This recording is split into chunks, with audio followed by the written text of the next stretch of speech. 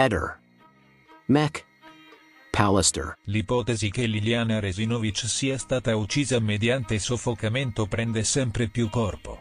Secondo indiscrezioni recenti, la donna di 63 anni, scomparsa a Trieste il 14 dicembre 2021 e ritrovata cadavere il 5 gennaio 2022 nel boschetto dell'ex ospedale psichiatrico, potrebbe essere morta per asfissia, soffocata da terzi. Questa nuova ricostruzione si inserisce in un quadro investigativo complesso e controverso, che da oltre 2 anni vede dubbi e smentite sulla tesi iniziale del suicidio. Il corpo di Liliana era stato rinvenuto avvolto in 2 grandi sacchi neri per rifiuti solidi urbani, uno infilato dall'alto, l'altro dal basso, sulla testa. Inoltre, erano stati trovati 2 sacchetti trasparenti di tipo alimentare, fissati intorno al collo con un cordino. Un dettaglio inquietante che aveva già suscitato perplessità tra gli esperti e che ora, alla luce della nuova perizia medico-legale, potrebbe assumere un significato decisivo. L'elemento chiave che potrebbe ribaltare definitivamente il caso è proprio la perizia medico-legale condotta sulla salma riesumata di Liliana.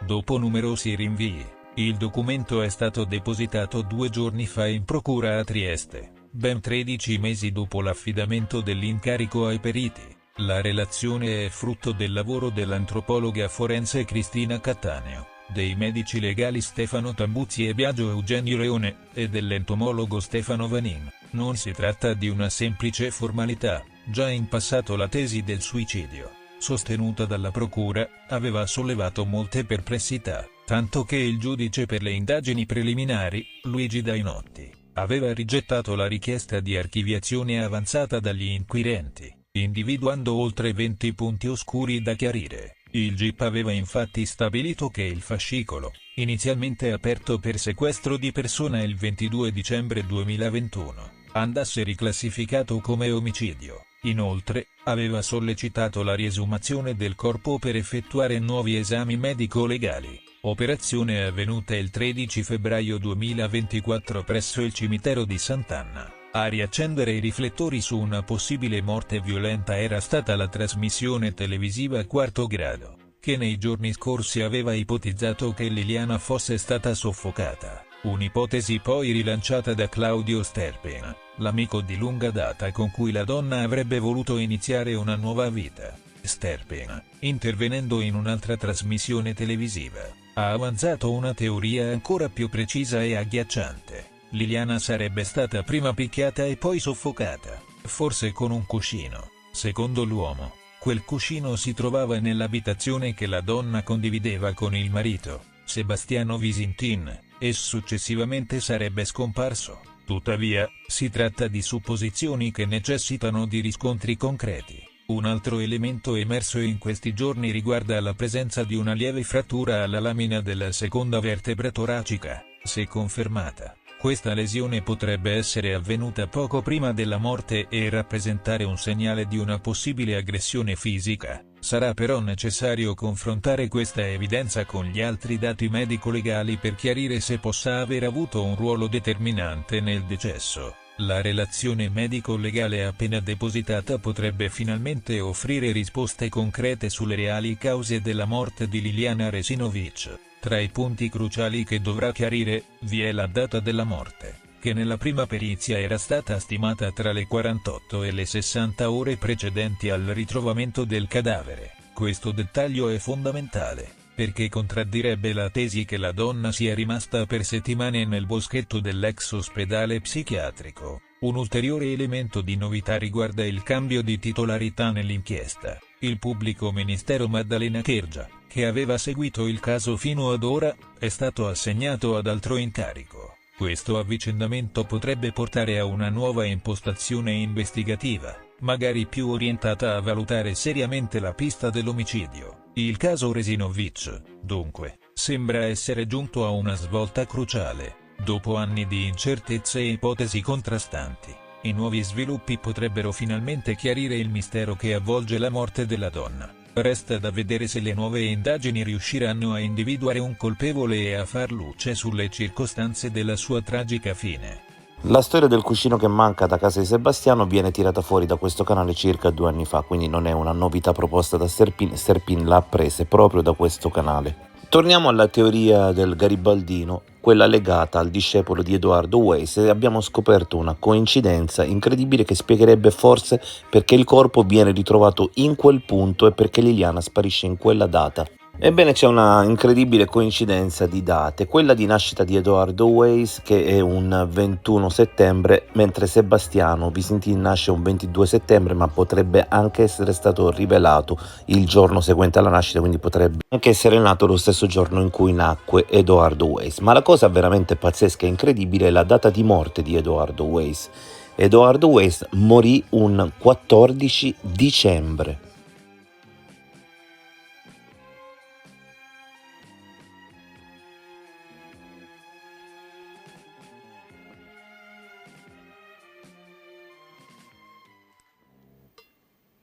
La mente della persona sottoposta a ipnosi subirà dei cambiamenti nelle attività delle onde cerebrali.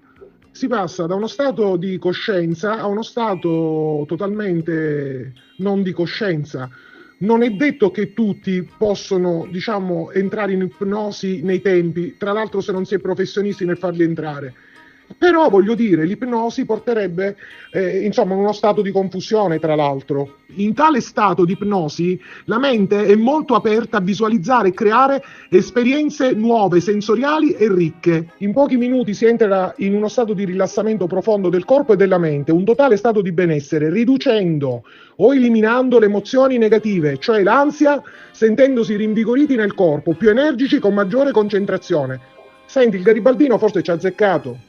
Ma se seguivano Weiss c'era l'ipnosi, e la tecnica di Weiss era l'ipnosi, e nei casi più gravi l'ipnosi regressiva. Ma se i suoi seguaci adottavano questa teoria, era l'ipnosi, capisci? L'ipnosi per fare le varie sedute.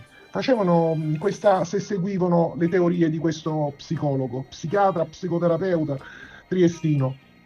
L'ipnosi. Lui non l'ha detto il garibaldino, ha detto che poteva andare da loro per poter, da lui, da queste persone lì per fare delle sedute, ma se seguivano Weiss c'era l'ipnosi. Niente, è roba da matti. Cioè poteva essere il 18, il 15 settembre, il 30, il 5 maggio.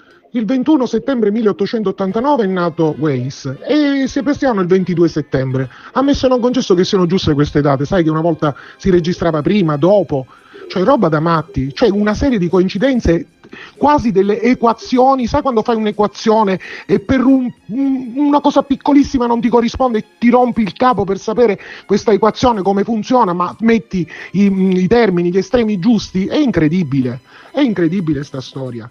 Cioè veramente pazzesca. Quello va a morire il 14 di dicembre del 1970, il famoso Weiss, Edoardo, è nato a Trieste, vabbè, questo no, niente, è una storia assurda.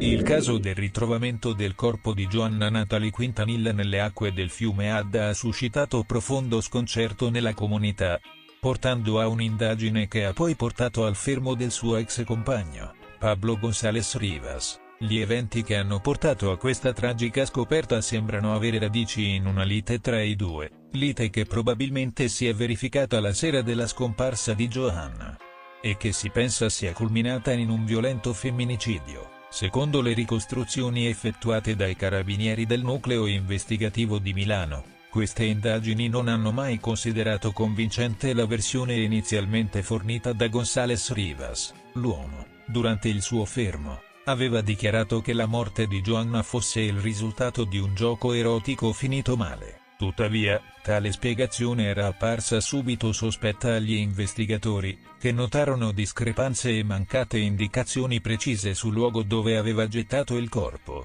Secondo la testimonianza di González, infatti, egli avrebbe gettato il corpo di Joanna nel tardo pomeriggio del 25 gennaio in un fossato nei pressi di Cassano d'Adda, ma non fornì mai dettagli sufficienti a confermare questa dichiarazione. Ancor più sospetto fu il fatto che la denuncia di scomparsa della donna fosse stata presentata dall'uomo solamente una settimana dopo il suo allontanamento, un tempo piuttosto lungo per una denuncia di scomparsa, insinuando un ulteriore tentativo di deviare i sospetti. suggerendo un allontanamento volontario di Johanna. Le indagini si sono rivelate intricate, con sviluppi significativi nel corso degli interrogatori. Durante l'interrogatorio davanti a un giudice per le indagini preliminari, Pablo González Rivas sostenne nuovamente la sua versione, dichiarando di averle spezzato il collo durante un gioco erotico. Tuttavia, ci sono dubbi e sospetti sul fatto che l'uomo abbia potuto spostare il corpo della donna in un'altra località intorno alle 9 del mattino seguente.